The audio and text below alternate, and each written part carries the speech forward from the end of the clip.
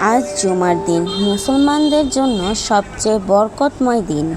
এই দিনে কিছু বিশেষ আমল আছে যেগুলো করলে আল্লাহ তাআলা বান্দাকে অগণিত সওয়াব দান করেন। সুবহানাল্লাহ। প্রথম আমল, গোসল করে সুন্দর পোশাক পরা। দ্বিতীয় আমল, জুমার নামাজের আগে সূরা কাহাফ তেলাওয়াত করা। নামাজের আগে না পারলেও শুক্রবারে যে কোনো সময় সূরা কাহাফের প্রথম 10 আয়াত পড়লেও অনেক বেশি। তৃতীয় আমল, দরুদ শরীফ বেশি বেশি পড়া, কারণ জুমার দিনে দরুদ কবুল হয়।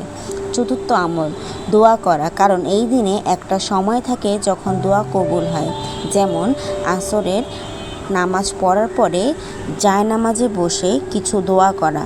আর শেষ আমল, পিতামাতা ও আত্মীয় স্বজনের জন্য দোয়া করা, এতে রিজিকেও বরকত আসে। আল্লাহ তাআলা যেন আমাদের সবাইকে জুমার দিনের বরকত দান করেন। সবাইকে জুম্মা মোবারক।